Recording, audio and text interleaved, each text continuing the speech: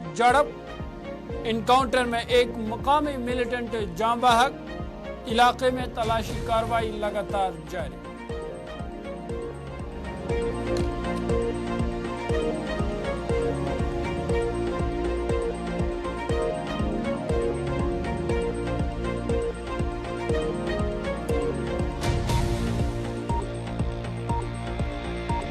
राजस्थान के जयपुर में 3 रोजा डीजीपी कॉन्फ्रेंस आज से शुरू।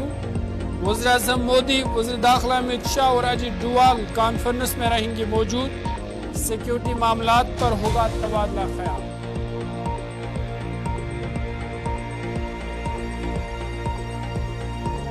ईडी का हरियाणा के साबिक एमएलए के घर पर छापा। गैर कानूनी हथियार, 100 से ज्यादा शराब की बोतलें और 5 करोड़ रुपए नकद बरामद।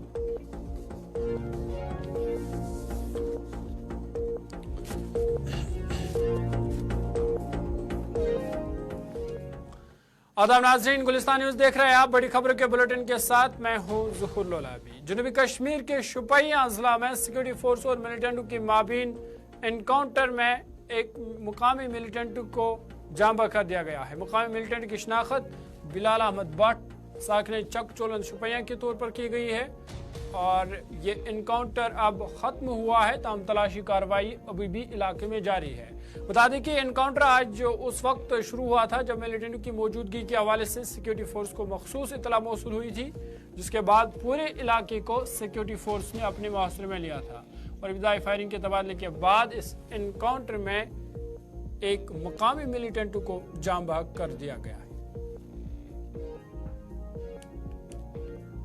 यहीं पे मौजूद हूँ जहां आज सुबह से ही 4 बजे लगातार जो है इनकाउंटर शुरू हुआ था और अभी अभी ये इनकाउंटर जो है खत्म हो चुका है। इसमें से एक मिलिटेंट बिलाल अहमद भट्ट जो है कि नामी एक मिलिटेंट जांबाक हुआ है। मैं आपको बता दूं, फिलहाल अगर इस वक्त की हम बात करें, इलाके में बिल्कुल इस वक्त भी सर्च ऑपरेशन चल रहा है और जो मिलिटेंट जांबाक हुआ है इसका नाम जो है बिलाल अहमद भट्ट बताया जा रहा है। 2021 से ये इस इलाके में सरगर्म था। आज ये इस इनकाउंटर में जो है जांबाक हुआ है। फौज का कहना है कि बिल्कुल हमें जो है 12:30 बजे हमें ये इतला मिली है कि इस इलाके में मिलिटेंट छुपे और जो ही हमने इस इलाके को मुहासरे में लिया है, तब जाके जब जिस जगह पे मिलिटेंट बैठे थे, जब हमने उस घर को छानबीन किया और वहां से अचानक फायर शुरू हुआ गया और तब ये जो मुहासरा जो है इनकाउंटर में तब्दील हो गया। कुल मिलाकर ये बात है कि इनकाउंटर जो है बिल्कुल खत्म हो चुका है। इसमें जो है अभी तक एक मिलिटेंट जाँ बाक हुआ है। गुलिस्तान के लिए मैं शायर शाद शुक्रिया।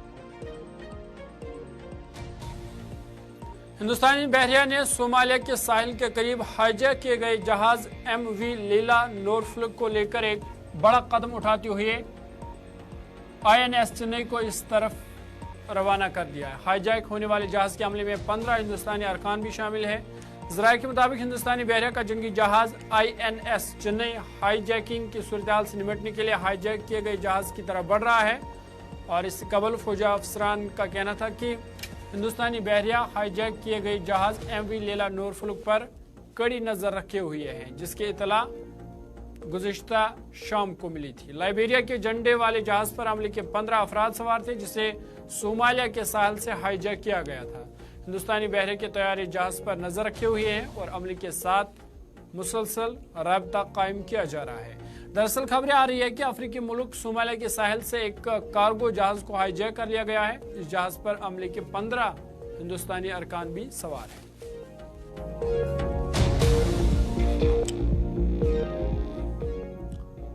वज़ीर-ए-आज़म नरेंद्र मोदी जयपुर राजस्थान इंटरनेशनल सेंटर में पुलिस के डायरेक्टर जनरल और इंस्पेक्टर जनरल साहिबान की ऑल इंडिया कॉन्फ्रेंस में शिरकत करेंगे। ये 3 रोजा कॉन्फ्रेंस आज से शुरू हो रही है। कॉन्फ्रेंस में हाल ही में नाफिज किए गए 3 फौजदारी कवानीन का निफाज, खालिस्तान के हामी ग्रुपों की सरगर्मियां और जम्मू कश्मीर में मिलिटेंसी वाले अहम मसाइल पर तबादला ख्याल किया जाएगा। पुलिस निज़ाम और दाखिली सिक्योरिटी मामला पर भी बहस होगी और साइबर जराइम, पुलिस निज़ाम में नई तकनीक, मिलिटेंसी चैलेंज से निमटने और इसके अलावा आर्टिफिशियल इंटेलिजेंस पर भी बात की जाएगी। साथ ही आने वाले इंतखाबात के हवाले सिक्योरिटी मसाइल पर भी गौर खोज किया जाएगा। इस कॉन्फ्रेंस में मरकज़ी वज़ीर दाखिला अमित शाह, कौमी सलामती के मुशीर अजीत डोवाल और उमूर दाखिला वज़ीर ममलिकत और आला ओहदेदारान भी इस इजलास में, इस कॉन्फ्रेंस में शिरकत करेंगे।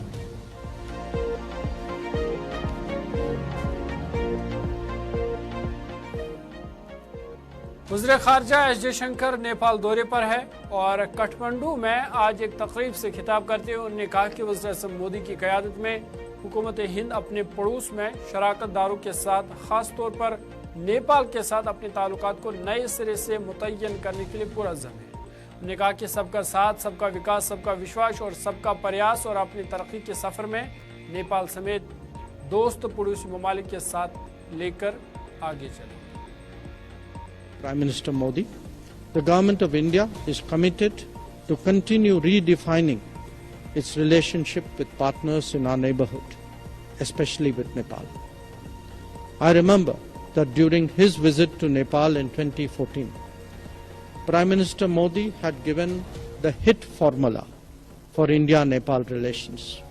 HIT as in H for highways, I for highways, and T for transways.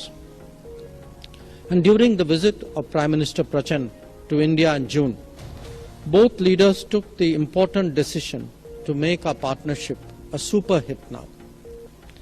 The Government of India is committed to move forward on the ideals of Sabka Saath, Sabka Vikas, Sabka Vishwas, Sabka Prayas, and take the friendly neighboring countries, including Nepal, along with us in our development journey.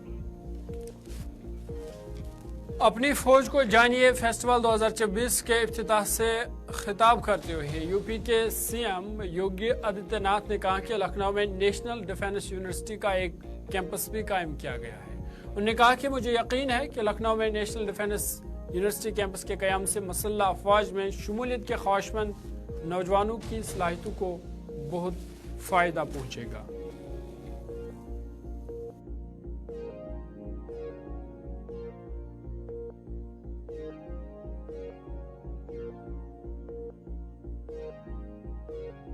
मुझे ये बताते हुए प्रसन्नता है कि 21वीं सदी की चुनौतियों के अनुरूप वीर सपूतों के प्रशिक्षण और उनके शिक्षण के लिए राष्ट्रीय रक्षा विश्वविद्यालय की स्थापना आदरणीय प्रधानमंत्री जी के द्वारा पहले की जा चुकी है और राष्ट्रीय रक्षा विश्वविद्यालय अपना एक परिसर लखनऊ में भी खोल चुकी है, जिसे डॉक्टर शकुंतला मिश्रा राष्ट्रीय पुनर्वास विश्वविद्यालय में हमने अस्थायी कैंपस प्रदान किया है। मुझे पूरा विश्वास है कि राष्ट्रीय रक्षा विश्वविद्यालय के लखनऊ परिसर की स्थापना सुरक्षा बलों में जाने के इच्छुक हमारे युवाओं को इस सुरक्षा क्षेत्र के कौशल वृद्धि में एक नए युग की शुरुआत करेगा, जो हमारे युवाओं के लिए सेना में एक शानदार करियर को आगे बढ़ाने का। चलिए आगे बढ़ते हैं। आपको बता दें कि हिमाचल प्रदेश में बीजेपी के कौमी सदर जेपी नड्डा ने कहा कि भूपेश बघेल ने गरीबों को दी जाने वाली मरकजी हुकूमत की स्कीम को मुअत्तल कर दिया है, इसलिए छत्तीसगढ़ के लोगों ने उन्हें हुकूमत से उन्हें बाहर कर दिया है। वहीं उन्होंने कहा कि राजस्थान में भी लोग समझ गए थे कि गहलोत की हुकूमत जुल्म करने वाली हुकूमत है, ख्वातीन और नौजवानों के साथ नाइंसाफी करने वाली हुकूमत है और 19 बार पेपर लीक हुआ, वर्दियां नहीं हुई तो रियासत के लोगों ने अशोक गहलोत को भी सरकार से बाहर फेंका।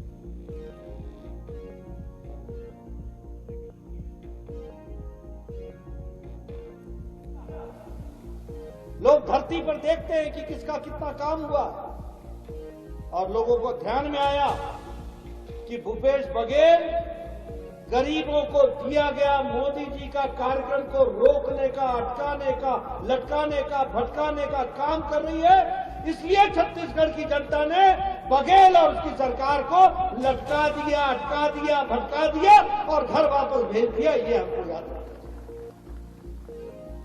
राजस्थान में लोगों के ध्यान में आया कि ये गहलोत की सरकार महिलाओं पर अन्याय करने वाली सरकार है, भ्रष्टाचारी सरकार है, युवाओं से अन्याय करने वाली सरकार है।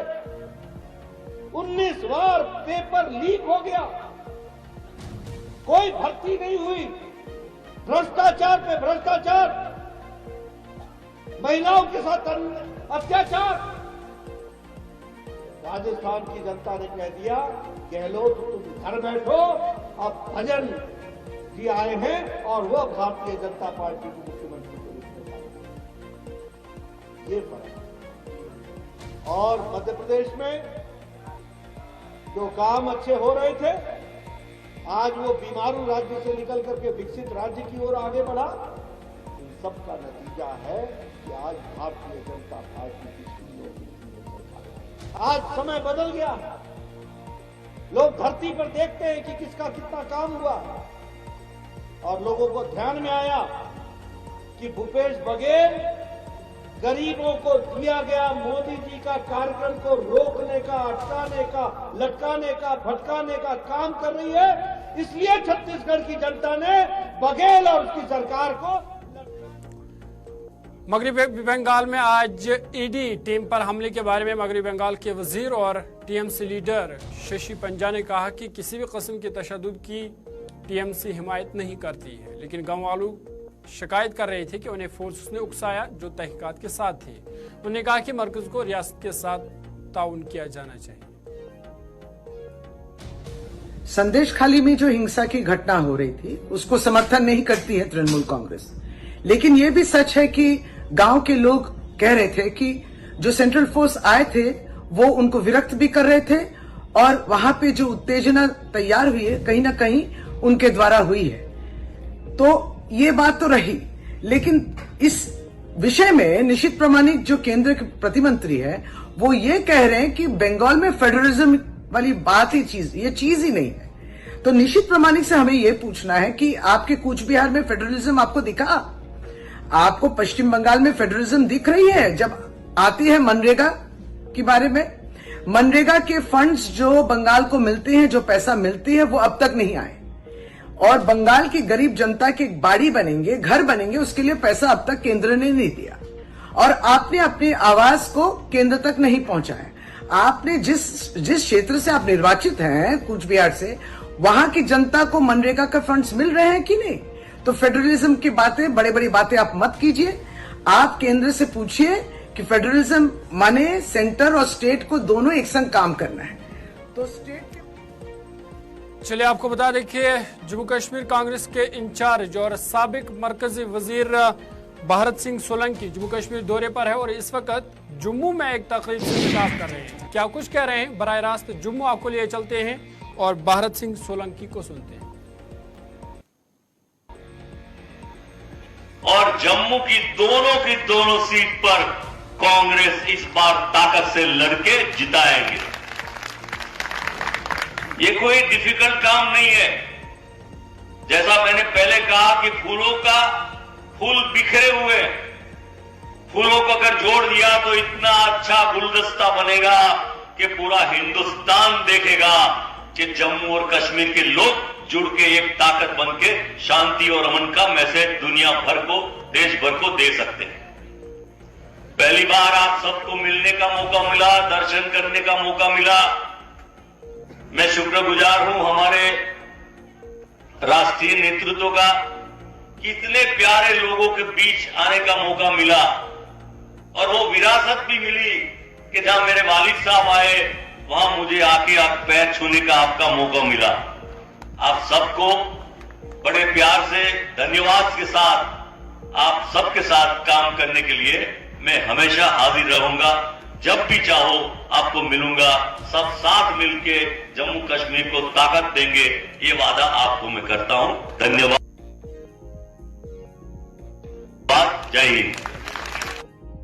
भारत सोलंकी को सुन रहे थे जो जम्मू कश्मीर कांग्रेस के नए इंचार्ज बनाए गए हैं और कह रहे थे कि जम्मू कश्मीर में कांग्रेस पार्टी मजबूत है और जम्मू के दोनों पार्लियामेंट सीटों पर कांग्रेस कब्जा करेगी। ये भारत सोलंकी खिताब जम्मू में एक खिताब से ये कह रहे थे। बढ़ते आगे आपको बता दें कि ऑल इंडिया मुस्लिम जमात के कौमी सदर मौलाना मुफ्ती शहाबुद्दीन रजवी बरेलवी ने CAA कानून की निफाज पर कहा कि हुकूमत हिंद ये कानून बहुत पहले लेकर आई थी और इसे नाफिज करना चाहती थी, लेकिन हकीकत को समझे बगैर मुल्क भर में जबरदस्त एहतजाज की वजह से इस पर अमल दरामद नहीं हो सका। लेकिन अब हुकूमत इसे नाफिज करना चाहती है। इस कानून का मुताला करने के बाद ये बात वाज़ह हो गई है कि हिंदुस्तान के मुसलमानों का इस कानून से कोई ताल्लुक नहीं है। उन्होंने कहा कि जिन लोगों को अभी तक शहरियत नहीं मिली है, जैसे अफगानिस्तान, पाकिस्तान, बांग्लादेश, श्रीलंका और बर्मा के लोग जो इस वक्त हिंदुस्तान में रह रहे हैं, ऐसे लोगों को शहरियत दी जाएगी। सीएए कानून भारत सरकार बहुत पहले लागू करना चाहती थी, मगर पूरे देश में विरोध प्रदर्शन हो जाने की वजह से गवर्नमेंट को मुअत्तल करना पड़ा और ये कानून अब फिर दोबारा लागू किया जा रहा है। तो इस सिलसिले में मैं वजाहत ये करना चाहता हूं कि इस कानून में जहां तक मैंने इसका मुसव्वदे का अध्ययन किया है और पढ़ा है, तो इस कानून में कहीं भी मुसलमानों की शहरियत या नागरिकता के छीनने की कोई बात नहीं की गई है।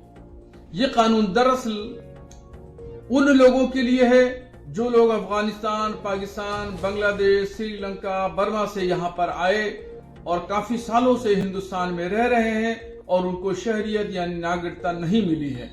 तो उनको नागरिकता देने के लिए भारत सरकार ने ये कानून बनाया है।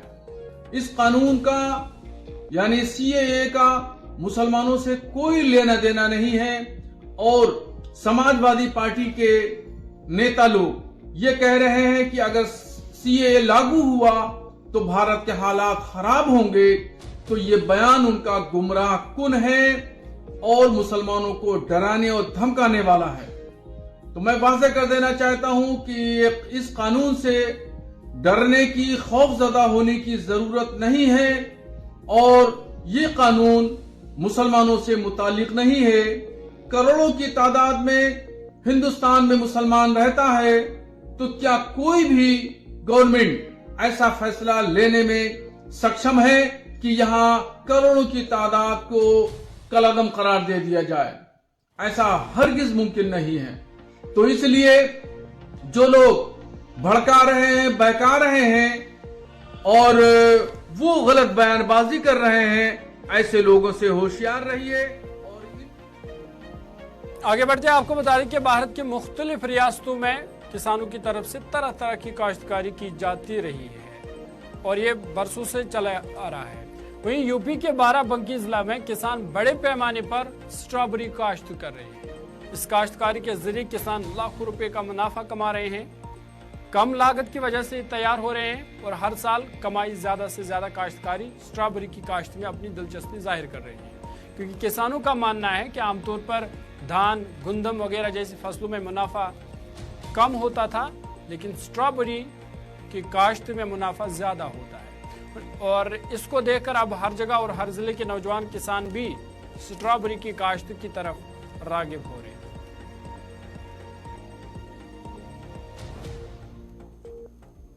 कि स्ट्रॉबेरी हम बहुत पुराने से कर रहे हैं, 2012-13 से करते हुए आए हैं और अभी क्या है कि हमारे पास 3 एकड़ का एरिया है स्ट्रॉबेरी का और लगभग अच्छा खासा इसमें फल भी निकल रहा है और मुझे 13 साल हो गए स्ट्रॉबेरी लगाते हुए। और लागत की बात करें तो लागत यूपी के जिला काशगंज में आज साबिक गवर्नर और साबिक वज़ीर आला बाबू कल्याण सिंह के यौम पैदाइश पर अलीगढ़, एटा और कासगंज अजला के मुख्तलिफ तबकों से ताल्लुक रखने वाले लोगों ने उन्हें खराज अकीदत पेश किया।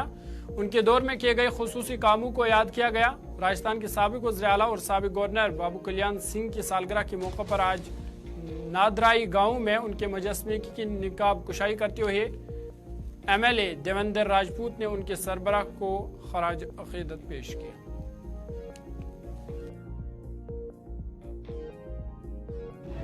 श्रद्धेय बाबूजी कल्याण सिंह जी का आज जन्मदिन मनाया जा रहा है और आज के जन्मदिन के उपलक्ष्य में हमने बाबूजी के लिए मूर्ति का अनावरण किया है और हमारे बाबूजी की कासगंज कार्यस्थली रही है और बाबूजी ने बहुत अच्छे कार्य जनता के हित में किए। जब माननीय मुख्यमंत्री बाबूजी थे उत्तर प्रदेश के, तभी यूपी के बुलंदशहर में लोकसभा इंतखाबात के पेश नज़र वोट फीसद बढ़ाने के मकसद से वोटर बेदारी रैली का इनेकाद किया गया। जिला में तकरीबन 20,000 माजूर वोटर्स हैं। रैली में जिला भर से माजूर वोटर्स ने शिरकत की। स्वीप प्रोग्राम के तहत डीएमए ने माजूर वोटर बेदारी रैली को ग्रीन सिग्नल दी। रैली के बाद इंतजामिया की जानिब से माजूर अफराद में कंबल भी तकसीम किए गए।